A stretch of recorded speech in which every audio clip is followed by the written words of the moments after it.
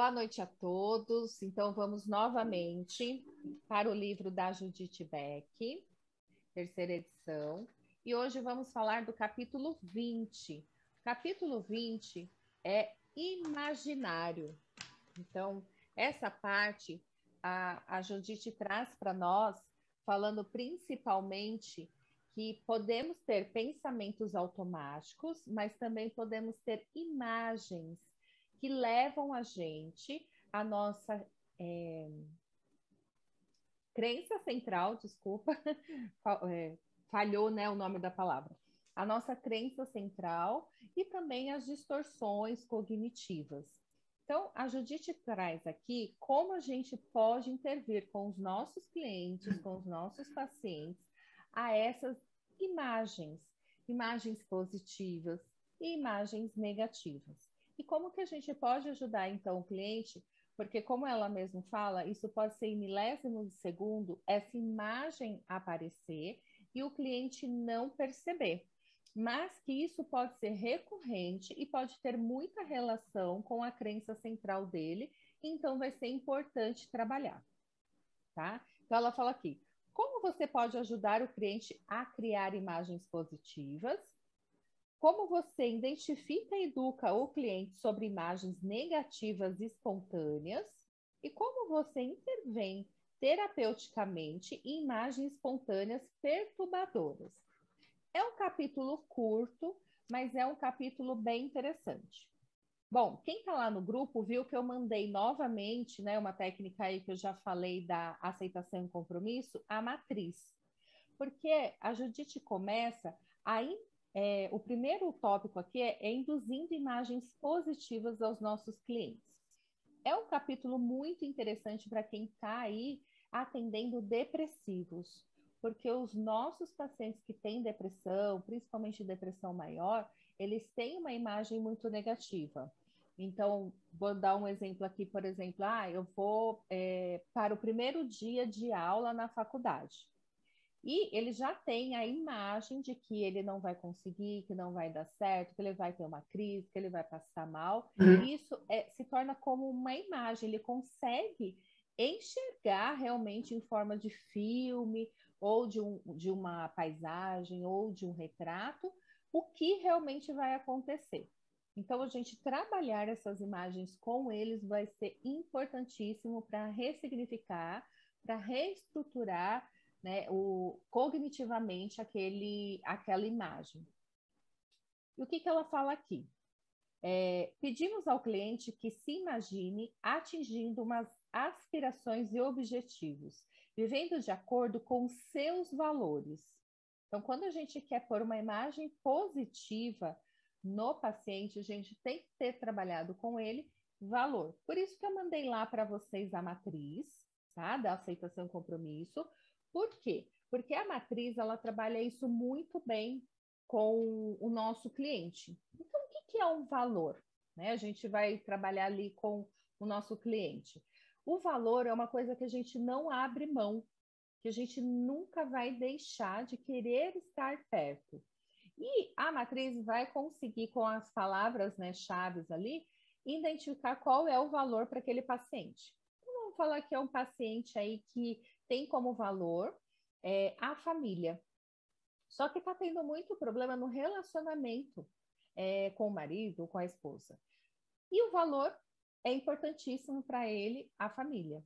Então, a gente traça ali estratégias, né? Ali, do que é o valor, do que ele não abre mão, do que é importante, para o compromisso. O que ele precisa fazer, então, para não se afastar dos valores dele, do que realmente é importante para ele. E aqui a gente já consegue trabalhar as imagens positivas.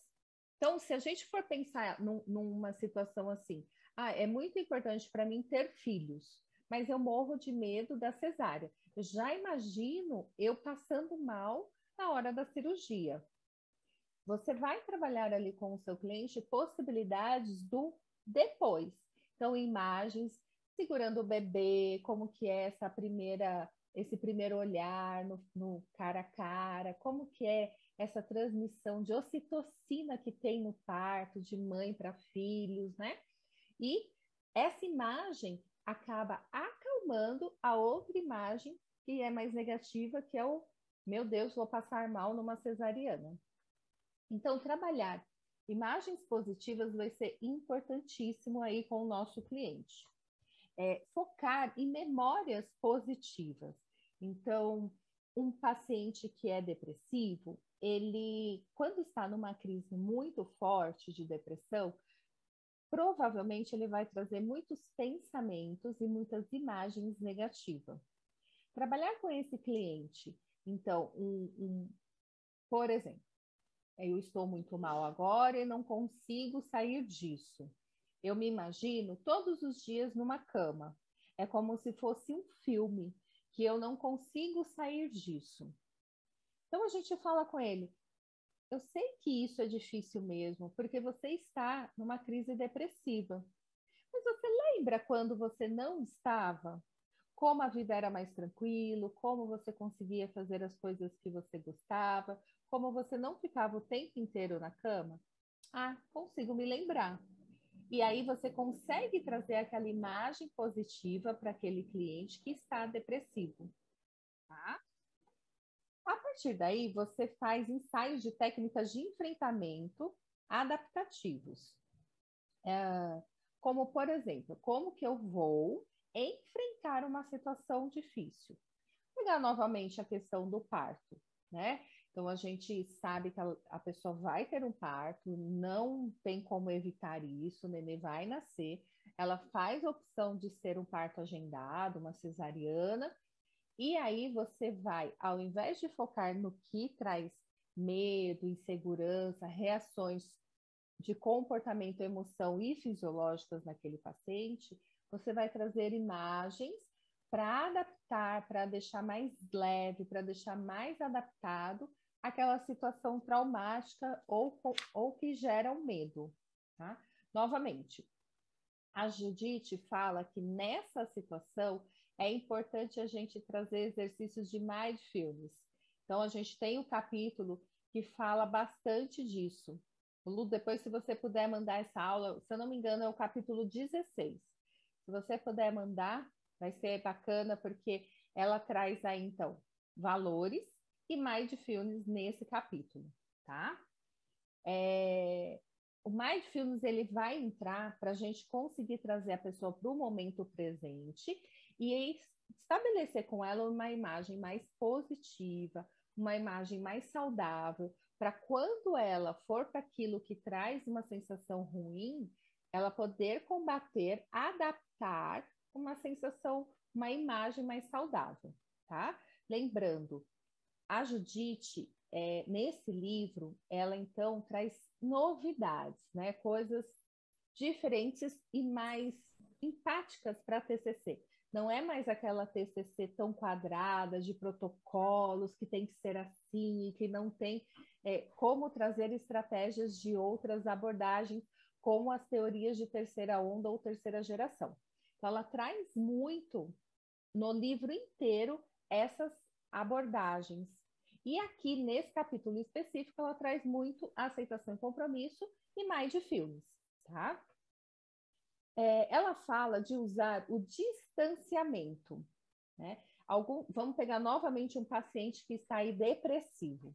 Quando a gente fala de distanciamento, a gente fala para se afastar daquela imagem que a pessoa está tendo, negativa, e fazer uma projeção de futuro. Isso é uma coisa que a gente faz também. O Rafa fez o curso, ele deve ter visto essa técnica em hipnose, que é uma projeção de futuro.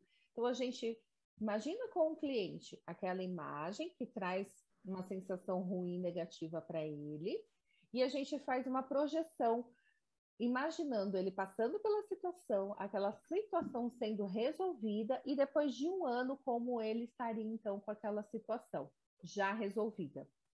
E aí ele consegue ressignificar aquela imagem que estava trazendo angústia, sofrimento para ele. Tá? A Judite, ela faz substituição de imagens. Essa parte eu achei bem interessante aqui no capítulo, é na página 341 do livro da terceira edição. O Rafa, ele mandou aí para gente, né, esse livro. Quem não tiver, depois vocês pedem aí que a gente manda novamente, tá bom? Então, ela fala assim: substituição por uma imagem mais agradável foi amplamente discutida em outras fontes. E daí ela cita o livro de Beck e Emery, de 1985. Ela também deve ser praticada em clientes que experimentam alívio de imagens espontâneas angustiante. É apropriado usar essa técnica apenas intermediante quando o cliente experimenta imagens negativas. Se as imagens negativas fizerem parte do seu processo de pensamento disfuncional, então técnicas como mais de filmes serão adaptadas. E a Judith fala, Abe, que é um dos pacientes que ela cita no livro todo, tá? Outra forma de lidar com esse tipo de imagem perturbadora é substituí-la por uma diferente. Algumas pessoas gostariam de imaginar uma imagem angustiante, que é como uma cena num aparelho de televisão. Então, ela se imagina mudando o canal, uma cena diferente, como está deitado à beira de uma praia, caminhando em uma floresta ou tendo recordação agradável. Você gostaria de tentar essa técnica? E Abe fala sim.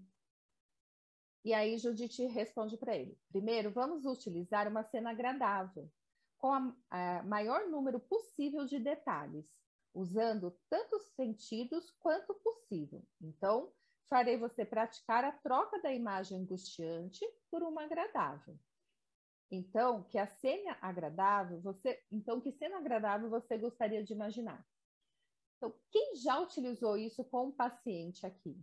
Né? Então, eu já fiz algumas vezes com alguns pacientes isso, de a gente levar para um lugar seguro, de a gente deixar aquela pessoa num lugar confortável, dela experimentar, e geralmente tem a ver com a história daquele cliente. Teve uma cliente que ela tinha muito medo de começar a conversar com pessoas. Então, eram habilidades sociais. E toda vez que ela tinha que falar com alguém, ela tinha uma crise ansiosa muito forte. E a gente fez essa técnica exatamente. Então, pega a imagem de que você está conversando com alguém, vamos transferir essa imagem que é angustiante, que traz sofrimento, para uma imagem mais segura, confortável. No caso dessa paciente, era ela assistindo sessão da tarde com os avós quando era criança, na casa da avó. Então, ela estava deitada no sofá da sala, a avó estava ao lado dela, o avô estava do outro lado e tinha um balde de pipoca. Eles estavam vendo um filme na sessão da tarde. Aquele era o lugar seguro. E quanto mais você criar sensações, detalhes, mais essa imagem fica forte para o seu cliente e mais ele vai sentir uma sensação de leveza, de tranquilidade. Eu, como sou da compaixão, né, daí já leva para gentileza, de autocompaixão, e a pessoa ela fica realmente melhor. E você treina o paciente. Toda vez que vier a imagem angustiante, você vai para a imagem gostosa, prazerosa, né? Desse lugar seguro, tá? Então, isso são técnicas que a gente pode usar com qualquer paciente, com qualquer queixa que ele possa trazer, tá? Então, habilidades sociais, o ansioso, né? Todo o eixo da ansiedade, pânico, também é muito legal. Depressão, borderline, porque eles têm a síndrome do ninho vazio muito ativada ali, então a gente também pode trabalhar com eles essa técnica que a Judith traz aí. Então é como se fosse um filme, está passando na TV, a gente pausa o filme, que é a cena ruim, e vai. Então a gente troca, né? Pega o controle remoto e troca por uma imagem mais saudável, mais compassiva, mais agradável para aquele cliente, tá? Quando ela coloca essa situação, ela também trabalha com o cliente a imagem negativa.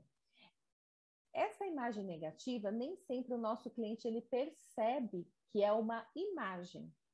Geralmente, eles falam como uma emoção. Ah, eu estou angustiado. E mesmo que for, como a Judith mesmo fala, milésimo de segundo, tem uma imagem ligada a essa angústia, a esse sofrimento que ele está tendo. Então, o que que a gente fala para o paciente? Qual é a situação, imagem que está passando pela cabeça dele quando ele fala que está angustiado? E quando a gente ajuda o paciente, ele consegue identificar que imagem é. A primeira lembrança de angústia dele. E aí ele consegue ter a imagem para a gente conseguir substituir por uma mais positiva ou mais neutra, tá? Então aqui a gente fala que existe a imagem, existe o pensamento automático, existe a emoção, comportamento e as reações fisiológicas. Então, o modelo cognitivo aqui, a Judith traz, né, colocando de forma clássica da TCC, não só penso, sinto e me comporto, mas eu tenho uma imagem que faz eu ter um pensamento, que faz eu ter uma emoção, que eu vou ter um comportamento e aí eu tenho reações fisiológicas, tá? E quando conseguimos pegar tudo isso, a gente consegue ajudar o paciente a mudar essa imagem que faz ele desencadear todas essas emoções aí, tá? Emoções, comportamentos, reações fisiológicas e pensamentos automáticos. Quando a imagem é muito negativa, ela tem uma ligação direta com a crença central. Nesse momento, quando o paciente consegue ter essa imagem, a gente precisa voltar para a crença central, trabalhar mais essa crença central do paciente, desamor, desvalor e desamparo, para daí a gente conseguir seguir, tá? Alguns pacientes não vão conseguir fazer essa ligação da imagem. E o que que a gente pode fazer? A gente pode ajudar na situação que ele trouxer, né, na sessão conosco, a identificar qual imagem poderia ser, até citando, tá? Então, vamos falar que é um caso de um paciente com síndrome do pânico. E ele traz assim, eu não estou bem, eu estou tendo muitas recaídas, e essas recaídas estão fazendo eu ficar cada vez mais isolado em casa. E aí a gente fala, quando você fica isolado em casa, o que que você pensa? Ah, eu penso que eu nunca mais vou sair disso. Você consegue ter uma imagem disso? Não, eu não consigo ter uma imagem disso. E aí você volta na história do cliente. A linha da vida ou quem sou eu vai ajudar demais nessa hora. São duas técnicas que a gente já conversou aqui, que a gente também pode mandar lá no grupo novamente para vocês, tá? Que vai fazer a gente voltar na história do paciente, do cliente, e identificar. Ah, você lembra aquela vez que você falou que você estava com uma crise muito séria, que você sempre se via sozinho, trancado no quarto? Ah, eu lembro. É dessa forma que você está, então, enxergando agora? Essa imagem que você tem? Ou essa paisagem? Ou esse filme que está passando na sua cabeça agora? É ele. E aí você consegue ajudar aquele paciente, então, identificar qual seria a imagem negativa. Identificou essa imagem, a gente consegue fazer a mudança para uma imagem mais positiva e trabalhar isso, porque nem sempre os nossos pacientes vão conseguir falar o que, que é que eles estão sentindo, o pensamento automático. Mas, de repente, uma imagem pode ajudar a gente demais a identificar e direcionar para daí sim um RPD socrático e a gente conseguir ter uma reestruturação cognitiva com esse paciente. Então, quando a gente vai usar o imaginário? Quando ele não conseguir identificar pensamento automático. Alguns casos de pacientes, até aqui no grupo, já foi falado sobre isso. Aí o paciente ele tem muita dificuldade, ele não consegue. Então a gente entra com a técnica do imaginário. Tentar colocar em imagem, né, um filme, uma paisagem, um retrato, o que ele está sentindo ou pensando. E aí a gente consegue trabalhar com o cliente, tá? A técnica do controle remoto, se a gente fizer ela, pausa a imagem, muda a imagem, volta a imagem, anda a imagem para daqui 1 ano, para daqui 5 anos, para daqui 10 anos, ele se imaginando já saindo daquele problema, como que ele está agora, como ele está se sentindo já que o problema foi resolvido. Ela é excelente para a gente conseguir fazer uma projeção com aquele paciente e ver que ele está angustiado nesse momento porque ele está numa crise muito ruim. E esse pensamento mais catastrófico, que geralmente o paciente tem, ele consegue entender que geralmente essa catastrofização ela é falsa. Ah, Rê, mas tem alguns pacientes que têm pensamento catastrófico e é verdadeiro. Por exemplo, eu estou atendendo um paciente que tem câncer e ele fica imaginando que ele vai morrer. Ele tem uma imagem real dessa situação. Verdade. E a Judite também traz aqui nos capítulos, eu não lembro qual foi o capítulo, mas ela fala também da aceitação. Né? Então, como que a gente poderia trabalhar com esse paciente, se caso for, né, um paciente, por exemplo, de câncer em fase terminal, para ele tentar viver esse tempo que ele tem de uma forma mais positiva, mais neutra, de uma forma mais compassiva com ele, sem tanto sofrimento, porque por si só, né, a doença já é muito sofrida. Então, a gente consegue trabalhar com imagens muito bem isso também, com pacientes que realmente têm um problema real. Tem um capítulo que até o Weibe, né? Ele tem muita preocupação. Weibe é um paciente depressivo, né? E ele tem muita preocupação porque ele acha, ele está desempregado, que ele não vai ter dinheiro para pagar o aluguel. Então é um problema real. E a gente não tem como falar assim, não, vai ficar tudo bem. É um problema real. O que a gente tem que trabalhar com esse paciente, então, que tem um problema real? Estratégias de tentar solucionar isso. No caso desse capítulo específico, Judite ajuda ele, então, a criar estratégia. Você pode arrumar um emprego? Ah, posso tentar. Se você conseguir, então você vai conseguir pagar o seu aluguel? Ah, eu vou conseguir pagar o meu aluguel. E se você não conseguir, então, arrumar um emprego e não pagar o seu aluguel, o que você pode fazer? E ele fala, não sei. E aí Judite ajuda. Será que você poderia ir morar com o seu filho? Ou a sua filha? Ele, eu poderia. Você consegue se imaginar morando, então, com a sua filha? E ele fala, sim. E a Judite fala, isso seria bom? Ah, seria bom por um tempo, porque eu não quero ser um peso. Ah, mas até lá você arrumaria um emprego? Sim, eu arrumaria um emprego. Então, com a imaginação de uma situação, ela consegue criar estratégias para ele, então, procurar um emprego e ter solução para conseguir pagar o seu aluguel e não precisa sair do seu apartamento. Então, o imaginário ele vai ser importante para aqueles pacientes que não conseguem ter uma resposta adaptativa e que não conseguem identificar o pensamento automático. Né? Vai ser excelente para esses pacientes. Quando ela fala para avançar para o futuro, que a gente fala de fazer as projeções de futuro, ela fala também para a gente se distanciar do problema. Né? E quando se distancia do problema, ela dá um exemplo aqui até da Maria, que ela está sofrendo porque uma amiga morreu, e aí a Judite fala assim, você consegue então ver a situação da sua amiga? Ah, consigo. Você consegue ver ela? Essa é uma técnica que a gente precisa tomar cuidado com qual paciente fazer, tá? Que a Judite fala assim, você consegue ver que ela está morta? E aí a Maria fala, ela está morta. E a Judite fala, então, o que acontece? E ela responde, não sei, não consigo ver depois disso. E começa a chorar. E a Judite fala para Maria, acho que ajudaria se tentarmos ir um pouco mais adiante? Qual é a pior parte sobre a morte da sua amiga? O que isso significa para você? E aí a Maria fala, não consigo viver sem ela. Ela é minha vida e tudo está arruinado.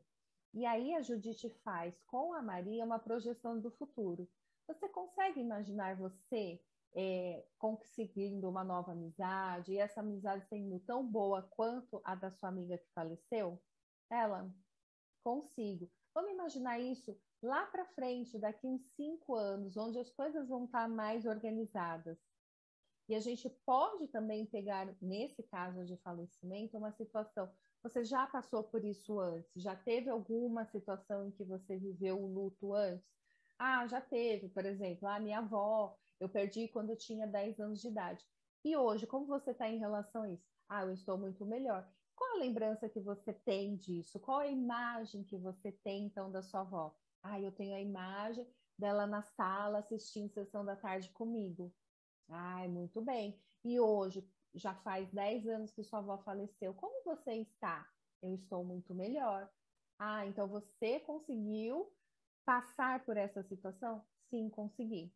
Então, ela consegue fazer isso. Lógico que a gente não consegue, de repente, fazer com todos os nossos pacientes. Vai depender da questão cognitiva e do repertório que esse paciente tem para a gente conseguir fazer essa técnica com ele, tá? Mas dependendo do paciente, a gente consegue, e isso ajuda demais a entender de que, lógico que é uma situação difícil, mas se eu conseguir imaginar que ela vai passar e que eu vou ficar bem daqui 5, 10 anos, aquele paciente ele consegue se confortar um pouco mais naquela situação que não é fácil passar. Novamente, né, como a gente fala em todos os capítulos, todas as técnicas, elas precisam ser aplicadas primeiro em nós, para depois eu aplicar no nosso cliente. Eu preciso ter domínio dela, para aí sim eu conseguir fazer com o nosso cliente. Isso são técnicas que elas precisam ser treinadas com o cliente, com o nosso paciente, em sessão. Para quando ele tiver uma crise, ele precisar do imaginário, ele conseguir fazer. Não adianta a gente passar essa técnica como lição de casa. Tanto de mindfulness, como as técnicas, né, de ir para o futuro, pausar a cena, trocar a cena por uma mais positiva, a gente precisa fazer junto. A gente precisa identificar com o nosso cliente quais são as dificuldades que ele está tendo em estar aplicando essa técnica com ele. Se na hora você percebe que ele não está conseguindo, a gente precisa ir devagar, mesmo que use mais de uma sessão, use quantas sessões vocês quiserem e puderem para trabalhar com eles. Aqui, a Judite fala muito de valores. Para eu conseguir trabalhar imagem com o meu paciente, eu preciso ter muito claro quais são os valores desse paciente. E para eu saber quais são os valores do meu paciente, na primeira sessão, geralmente eles trazem isso. Quando a gente pergunta para eles quais os objetivos dele no processo terapêutico, né, que a gente da TCC sempre pede, quais são os 3 objetivos que você quer alcançar com a sua terapia? Ali ele já fala de valor. No quem sou eu, a gente consegue identificar valores. Na linha da vida também. Por quê? Isso sempre vai estar voltando. Como eu falei lá no começo, se valor for família para aquele paciente, ele sempre vai estar trazendo tópicos relacionados à família. Ai, olha, é como se fosse hoje, eu estou vendo aqui a minha filha que acabou de nascer. Ai, ela era tão pequenininha. Isso é uma imagem, né? Eu estou vendo aqui, ela acabou de nascer. Então, essa imagem é um valor, né? Filhos, cuidar, ter próximo, sempre estarem bem. Então, a gente identificando o valor vai ser importante. Quando a gente começa a sessão, quando a gente já sabe quais são os objetivos, quando a gente já trabalhou a crença central, já identificou qual o pensamento automático, ou quando a gente não consegue identificar os pensamentos automáticos, porque aquele paciente tem muita dificuldade, né? Na compaixão, aliás, a teoria focada na compaixão, ela nasceu por conta disso, porque os pacientes eles tinham tanta vergonha dos seus pensamentos que eles não conseguiam preencher um RPD, e aí sim, né, a gente foi criada a teoria focada na compaixão, e aí foi trabalhada a gentileza, porque a gente identificou que lá os pacientes tinham um criticismo muito alto, eles eram extremamente críticos consigo mesmo, e eles não conseguiam, então, permitir, como assim eu penso isso? Como assim? Eu não posso nem falar em voz alta. A imagem vai ajudar a gente a conseguir trabalhar com esse cliente. Alguns pacientes são excelentes para trabalhar a TCC clássica, que eles fazem direitinho, aqueles mais metódicos, aqueles mais rígidos, vocês vão ver que é muito clássico. Você dá a lição de casa, ele vai cumprir a lição de casa. Você pede a tarefa, ele executa a tarefa, faz o RPD lindo, Então, tudo que vocês passarem, flecha descendente, tudo que vocês passarem para aquele pacientinho, eles vão fazer. Mas nem todos os pacientes são assim. Para falar a verdade, a grande maioria não é assim. E o imaginário vai fazer, então, vocês conseguirem deslanchar e evoluir no processo terapêutico, tá? Novamente, nesse livro, a Judite deixa muito claro que o protocolo não precisa mais ser tão tradicional como era a TCC antigamente. Ela traz mais flexibilidade, mais empatia, mais proximidade com o nosso cliente, tá? Bom, no final, a Judite coloca aqui, como sempre, um exercício para ser feito. Semana passada, a Lu deu um exercício e depois a gente vai querer saber quem é que fez, tá? E o de hoje, a Judite coloca aqui. Pergunta para reflexão. Por que você induziria uma imagem positiva com o seu cliente? Como faria isso? Você pode usar técnicas imaginais para ajudar o cliente a ter uma imagem negativa angustiante? Né? Então, por que vocês iriam trabalhar imagens positivas com seus clientes? Então, vocês com certeza já estão pensando em alguém e como trabalhar isso, né? E você consegue trabalhar aí imagens angustiantes, sofridas. Então, é importante. Processo terapêutico, a gente fala que nem sempre vai ser flores. E vai ter momentos que a gente vai ter que trabalhar coisas que são angustiantes, sofridas para o nosso cliente. Então, aplique em si mesmo. Façam com vocês. Pegue uma situação. Aplique, reaplique. Tente, né, ressignificar essa imagem por uma mais leve, mais gentil. E depois, sim, vai e aplica no cliente.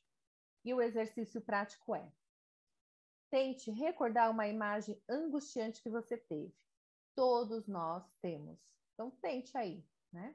Por exemplo, se você sentiu nervoso antes do seu primeiro cliente, lembra a primeira vez que vocês foram atender? Ficou nervoso? Você teve uma imagem mental dele? Ou talvez tenha tido uma imagem perturbadora quando estava pensando sobre a interação interpessoal futura? Uma reunião, um confronto, um grande encontro social ou uma apresentação? O que achou que seria interessante? Estressante, desculpa. Você imaginou os rostos das outras pessoas, sua linguagem corporal? Que emoção você imaginou que elas estariam sentindo? O que imaginou que elas diriam? Crie uma imagem na sua mente da forma mais clara possível.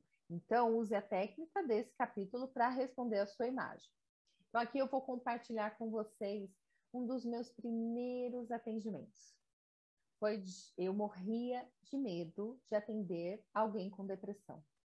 E claro que veio uma depressão maior, aquelas bem clássicas, que o paciente está realmente muito ruim. E eu tenho a imagem dessa paciente na minha cabeça até hoje. E de como eu fiquei angustiada, com medo daquela paciente sair de lá e eu não conseguia ajudá-la. Então, a gente, sem experiência, recém-formada, e acaba na nossa sala de terapia, né, ali no nosso setting terapêutico, exatamente aquilo que a gente tem medo. Eu lembro da carinha dela até hoje. E eu tenho 20 anos de formada, né? Então, se for pensar, faz um pouquinho de tempo aí. Mas eu lembro das coisas que eu estava sentindo, pensando, e a imagem dela olhando para mim com aquela, né, aquele semblante de bem depressiva mesmo, bem ruim. Era uma pessoa jovem, uma mulher jovem, que estava extremamente medicada, então ela não tinha muitas reações, ela não falava muito. E o meu maior medo era de pegar um paciente que não falasse. Porque se ele não fala, como que eu vou fazer? Né? Se fala, a gente vai dando conta, vai dando, né? Ele vai falando, a gente vai adaptando ali dentro da fala. E se o paciente fica a sessão inteira e não fala? Então, essa imagem, né, quando a Judite fala que recorde a imagem angustiante que você teve no seu primeiro atendimento, eu tenho essa recordação. E depois dessa sessão, acho que foi uma sessão boa, porque a paciente voltou e a gente fez um trabalho muito bom, eu tinha duas escolhas: passar isso novamente ou estudar muito sobre depressão e não passar mais isso novamente.